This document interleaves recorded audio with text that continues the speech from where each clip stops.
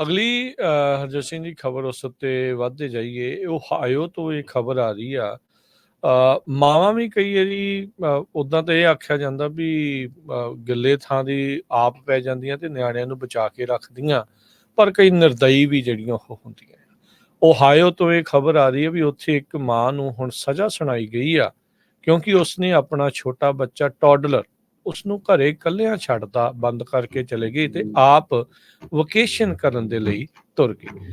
16 ਮਹੀਨਿਆਂ ਦੀ ਉਹਦੀ ਬੱਚੀ ਸੀਗੀ, ਉਹਨੂੰ ਪਲੇਇੰਗ ਪੈਨ ਦੇ ਵਿੱਚ ਉਹ ਰੱਖ ਕੇ ਤੇ ਆਪ ਜਿਹੜੀ ਉਹ ਵਕੇਸ਼ਨ ਦੇ ਲਈ ਤੁਰ ਗਈ। ਕ੍ਰਿਸਟਲ ਕੈਂਡਲੀਰੋ 32 ਸਾਲਾਂ ਦੀ, ਇਸਨੇ ਫਰਵਰੀ ਦੇ ਵਿੱਚ ਆਪਣੀਆਂ ਦੋਸ਼ਾਂ ਨੂੰ ਕਬੂਲਿਆ ਸੀ, ਐਗਰੀਵੇਟਿਡ ਮਰਡਰ ਦਾ ਤੇ ਇੱਕ ਕਾਊਂਟ ਐਂਡੇਂਜਰਿੰਗ ਚਿਲਡਰਨ ਦਾ।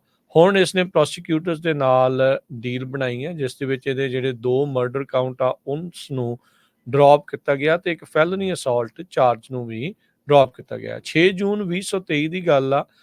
ਕੈਂਡਲੇਰੀਓ ਇਸਨੇ ਆਪਣੀ ਬੱਚੀ, ਜਿਸ ਦਾ ਨਾਂ ਜੇਲਿਨ ਕੈਂਡਲੇਰੀਓ ਆ, ਉਸ ਨੂੰ ਇਕੱਲਿਆਂ ਪਲੇਇੰਗ ਪੈਨ ਦੇ ਵਿੱਚ ਛੱਡ ਕੇ, ਕਲੀਵਲੈਂਡ ਦੇ ਵਿੱਚ ਛੱਡ ਕੇ ਆਪ 10 ਦਿਨਾਂ ਦੇ ਲਈ ਪੋਰਟੋਰੀਕੋ, ਡੈਟਰੋਇਟ, ਮਿਸ਼ੀਗਨ ਦੇ ਵਿੱਚ ਘੁੰਮਣ ਫਿਰਨ ਦੇ ਲਈ ਗਈ। 10 ਦਿਨ ਤਾਂ ਆਮ ਬੰਦੇ ਕੋਲ ਭੁੱਖ ਨਹੀਂ ਸਹਾਰਿਆ ਜਾਂਦੀ। 16 ਮਹੀਨੇ ਦਾ ਬੱਚਾ ਜਿਹੜਾ ਆ ਉਹ ਕਿੱਦਾਂ ਬਚ ਸਕਦਾ ਸੀ, ਇਹ ਸਮਝ ਤੋਂ ਪਰੇ ਵਾਲੀ ਗੱਲ ਆ। ਜਦ ਵਾਪਸ ਇਹ ਬੀਬੀ ਪਹੁੰਚੀ ਤਾਂ ਉਸਨੇ ਆਪਣੀ ਕੁੜੀ ਨੂੰ ਮ੍ਰਿਤ ਜਿਹੜਾ ਪਾਇਆ। ਫਿਰ 911 ਕਾਲ ਕੀਤੀ।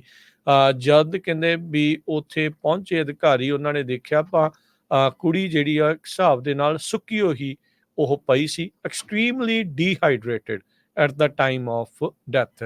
ਸੋ ਪਿਛਲੇ ਕੱਲ ਜਿਹੜਾ ਬੀਤਿਆ ਸੋਮਵਾਰ ਆ, ਅਸਿਸਟੈਂਟ ਜਿਹੜੇ ਉੱਥੋਂ ਦੀ ਕਾਊਂਟੀ ਦੇ ਪ੍ਰੋਸੀਕਿਊਟਰ ਐਨਾ ਫਰਾਗੀਲੀਆ, ਉਹਨਾਂ ਨੇ ਇਹ ਪਾਵਰ ਪੁਆਇੰਟ ਜਿਹੜਾ ਦਿਖਾਇਆ, ਉਸ ਦੇ ਵਿੱਚ ਕਹਿੰਦੇ ਫੋਟੋ ਦਿਖਾਈਆਂ ਉਸ ਬੱਚੀ ਦੀਆਂ, ਕਿਸੇ ਟਾਈਮ ਤੇ ਉਹ ਖੇਡ ਰਹੀ ਸੀਗੀ।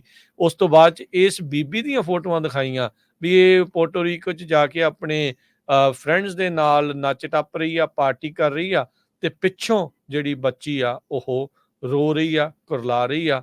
ਇਹ ਸਾਰਾ ਕੁਛ ਜਿਹੜਾ ਹੁਣ ਹੋਇਆ ਆ। ਸੋ ਹੁਣ ਕਹਿੰਦੇ ਆ ਵੀ ਇਸ ਨੂੰ ਸਜ਼ਾ ਜਿਹੜੀ ਆ ਉਹ ਸੁਣਾਈ ਗਈ ਹੈਗੀ ਆ। ਸੋ ਇਸ ਨੂੰ ਤਾਂ ਹਰਜੋਤ ਸਿੰਘ ਜੀ ਵੱਧ ਤੋਂ ਵੱਧ ਜਿਹੜੀ ਸਜ਼ਾ ਹੋਣੀ ਚਾਹੀਦੀ ਲੋਕਾਂ ਦੇ ਲਈ। ਇਹ ਇੱਕ ਜਿਹੜੀ ਮਿਸਾਲੀ ਸਜ਼ਾ ਹੋਵੇ, ਤਾਂ ਜੋ ਲੋਕਾਂ ਨੂੰ ਪਤਾ ਰਵੇ ਵੀ ਭਾਈ ਆਹ ਕੰਮ ਜਿਹੜਾ ਆ ਉਹ ਨਹੀਂ ਕਰਨਾ ਚਾਹੀਦਾ।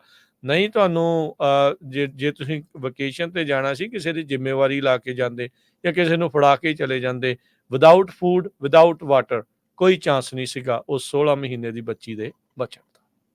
ਜੀ।